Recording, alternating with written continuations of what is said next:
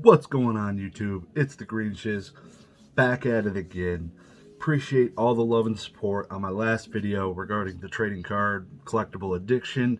Got lots of great comments, lots of great feedback. Appreciate all of it, lots to think about and chewing on everything. And a bunch of you reached out to me privately as well, and I definitely loved hearing from you guys. So this is a good time for me to plug my Instagram. So if you ever want to send me a message or something, I try to respond to everybody, even through the comments or messages. You can message me there direct on my Instagram, link below in the description.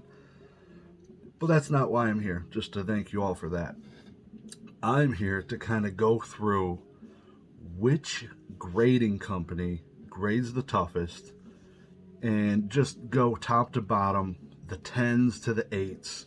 Where do they rank? Why do I think they rank there?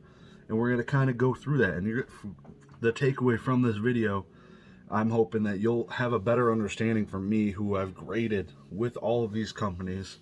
And I have a really good knowledge of that. So I know there's people that love PSA, love CGC, love BGS. I have all three slabs. I collect all of them. I like PSA 10s. I would love CGC 10s or BGS 10s for vintage, but those are almost impossible to obtain. So, before we get started, please smash the like button, hit the sub button. Appreciate it. It greatly helps out the YouTube algorithm. Now let's jump in.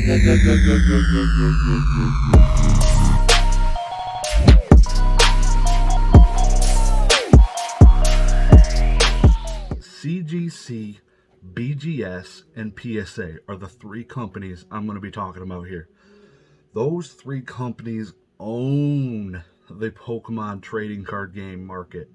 Not so much Yu-Gi-Oh! Yu-Gi-Oh! Is different because it's not really adapted at CGC at all. They're hiring graders.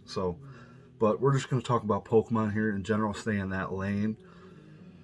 CGC, BGS, and PSA. Everybody's familiar with them. There's tons of other different companies out there.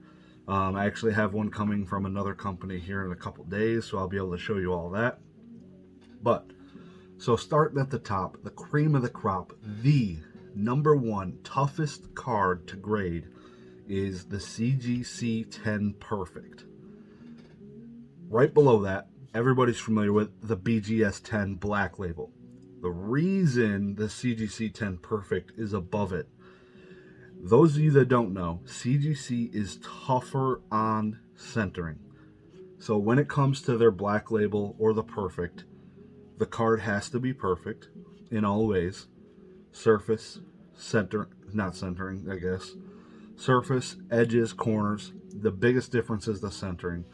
There is a little bit of leeway when it comes to a Black Label. People will beg to differ, but CGC is the toughest graders on centering. And if you don't know that, everybody knows it. A lot of people do. I've graded tons of cards through CGC, tons of cards through PSA. They're definitely the most lenient. PSA is definitely the most lenient. BGS also has some leniency. So the toughest grade to obtain is the CGC Perfect 10.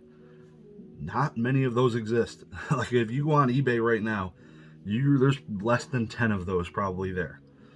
Even including all these modern cards. Take a look. There's not a lot out there. People are grading tons of modern through CGC. There's not a lot of perfect 10s. There's not a lot of pristine 10s. So below the CGC 10 Perfect, the BGS Black Label are the next set of 10s. We have the CGC 10 Pristine, that's 3 10s. 3 10s on the label gives you the CGC 10 Pristine, and just below that, also BGS 10 Gold Label. So usually the prices will follow this. In general, the Black Label might pull more still than the CGC 10 Perfect.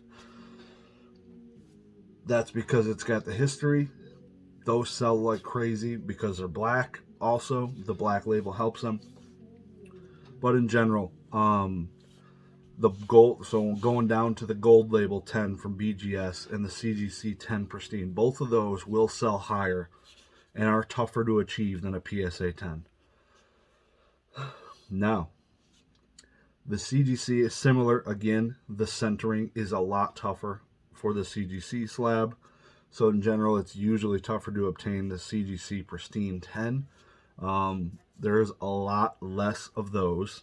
And it might be because, oh, no, that's not true, because a lot more people are grading through CGC than BGS right now. So, yeah, throw that out the window. I was thinking something and just completely abolished it while I was thinking it. While I'm sitting here, I got a boxing fight about to start. Their boy Jake Paul and Tyron Woodley are about to go at it. I don't know who I'm rooting for, but anyways, that's going on in the background here. And anyway, let's move on. So the 10s, below the 10s, so we have so far recap: CGC 10 Perfect, BGS 10 Black Label, CGC 10 Pristine, BGS 10 Gold Label. Below that, PSA 10 Gem Mint. So this is the epitome of all cards, right? So this is when you want a perfect 10, you go through PSA, because there's a lot more 10s at PSA than any other company. Common known fact. It's pretty, usually you can get away with a flaw here, flaw there. They're a little more lenient on centering, so obtaining a 10 through PSA is a lot easier than the other two companies. The price is usually cheaper than the 10 that would be obtained at CGC or BGS. It's a lot of three-letter acronyms. I'm apologize. Hopefully, if you're familiar with what I'm saying, I'm trying to say it kind of fast. You probably know what I'm saying. But if you don't know what I'm talking about, BGS, PSA, CGC, you're probably lost. And I'm sorry. I'm going to do the best to put some infographics up here to kind of show what I'm talking about. But PSA 10 ranks number 5 on the list. 5 below the other 10s. The Perfect, the Black Label. It is it's the most common 10, right? All these amazing rares, all these modern cards. When you send a modern card to PSA, if you look at those pop reports, 90+% of those cards are getting 10s. Like, when you look at Korean cards, this is another Korean PSA 10. This one's older. I don't think they reprinted this one, but the Korean cards that are being sent, the pop reports, like 80% are PSA 10. So the value just isn't there because every card's mint. It's gem mint. Can't compete with it. Moving down, below the PSA 10 is the sought after CGC 9.5, BGS 9.5. They're basically right there on price. Very similar in grading, how hard it is to get a BGS 9.5 or CGC 9.5. They're like right there. PSA does not offer a 9.5, so they're not really in that category. But below those 9.5s is the first switch in the way this was kind of moving.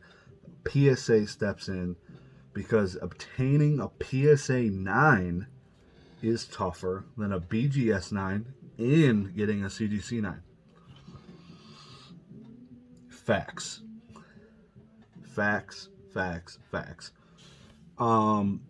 In general, I got a freaking spider climbing down on me. In general, a lot of people, like I said, I just got the biggest CGC submission back in my life, 143 cards, about 60 to 70% 9s. I was hoping some of them would be 10s.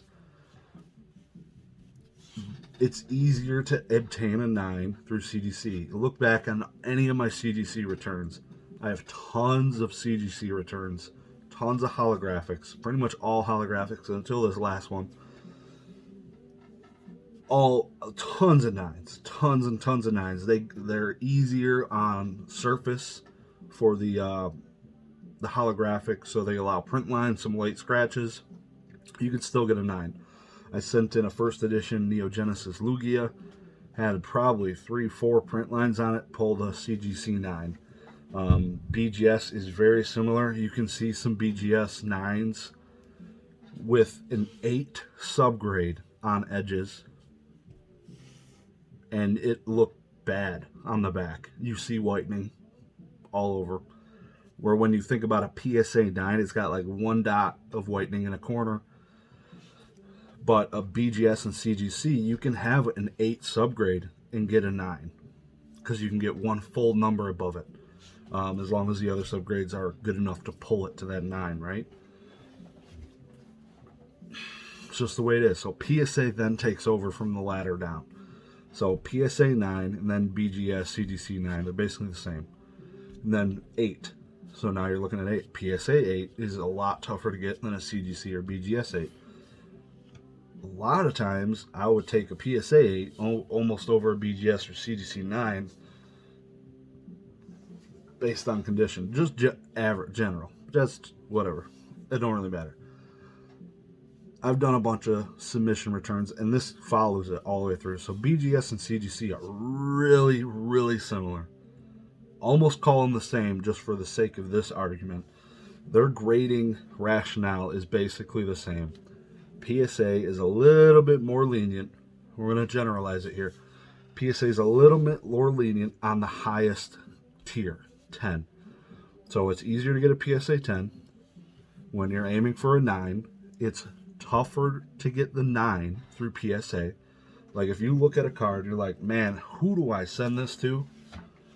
You're looking at it, it's like, okay, it's got a little white nick here. I'm hoping this card gets a 9. If you want to guarantee you get a 9, your best chance of getting a 9 is with BGS and CGC. If you're like, man, this card's really nice, it's got a shot at a 10. If you just want a 10, you send it to PSA. If you think you have a shot at a black label or a perfect or pristine 10, you can send it there, but it's tough. Like you're throwing up a Hail Mary pass hoping that it sticks. Like that's a tough land because you got to know what you're looking for. So if you want a 10, just a 10, send it to PSA. It's easiest to get it.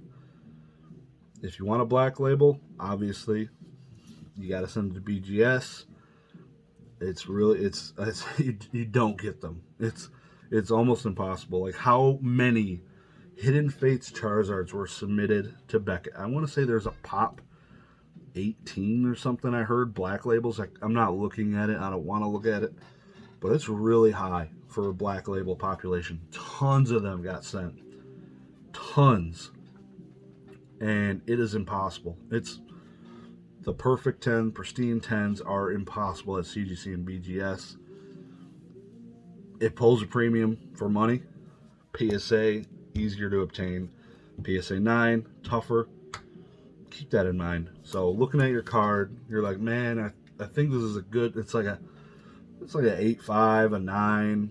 You could send it to CGC. Like the price difference between a CGC 9, a PSA 9, if you know if you're trying to push it, everything you got, it's like, I don't know if it's a 9. It might be an 8. Send it to CGC. You'll have a better chance of getting the 9. If you send it to PSA, they can hammer you on some stuff and get it down to a 7 or an 8. You're going to sell the card. It don't matter. If you're just going to slab it, encapsulate it, go whatever one you're collecting. PSA, CGC, BGS, every other 3-letter acronym in the world. Do it.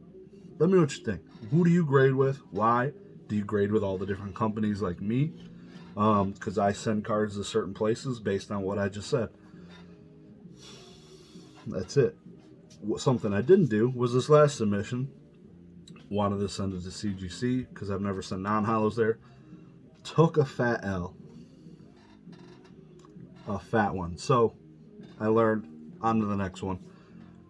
Holla at me. I'm out. Peace.